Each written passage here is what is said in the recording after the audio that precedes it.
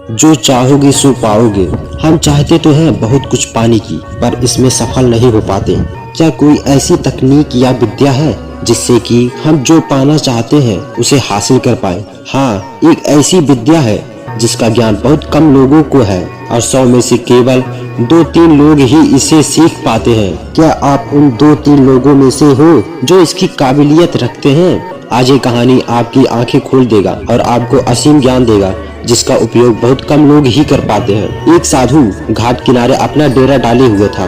वहाँ वह धुनी रमा कर दिन भर बैठा रहता और बीच बीच में ऊंची आवाज में चिल्लाता, जो चाहोगे सो पाओगे, जो चाहोगे सो पाओगे। उस रास्ते से गुजरने वाले लोग उसे पागल समझते थे।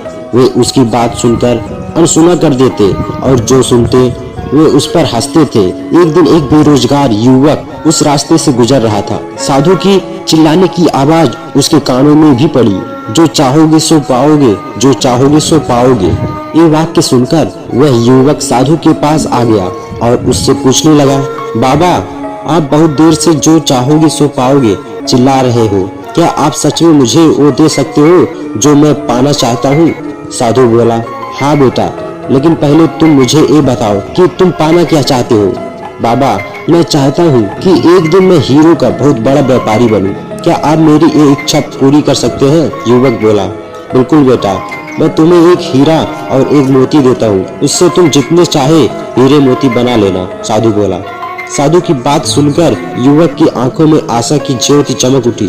फिर साधु ने उसे अपनी दोनों हथेलियां आगे बढ़ाने को कहा। युवक ने अपनी हथेलियां साधु के सामने कर दी।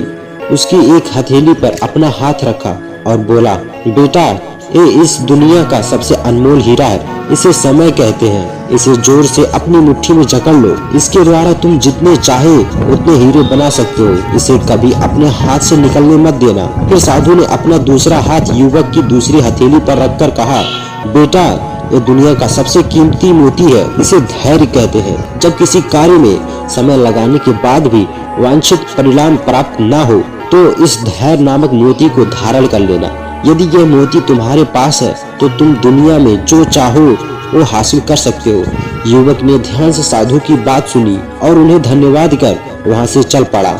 उसे सफलता प्राप्ति के 2 गुरु मंत्र मिल गए थे। उसने निश्चय किया कि वह कभी अपना समय व्यर्थ नहीं गंवाएगा और सदा धैर्य से काम लेगा। कुछ समय बाद उसने हीरे के एक बड़े व्यापारी के यहाँ काम करना प्रारंभ किया। कुछ वर्षों तक वह दिल लगाकर व्यवसाय का हर गुण सीखता रहा और एक दिन अपनी मेहनत और लगन से अपना सपना साकार करते हुए हीरे का बहुत बड़ा व्यापारी बना। लक्ष्य प्राप्ति के लिए सदा समय और धैर्य नाम के हीरे मोती अपने साथ रखे। अपना समय कभी व्यर्थ न जाने दे और कठिन समय में धैर्य का दामन न छोड़े। सफलता अवश्य प्राप्त होगी। 1-2 गुरु मंत्र हमेशा याद रखना और इसका उपयोग करना।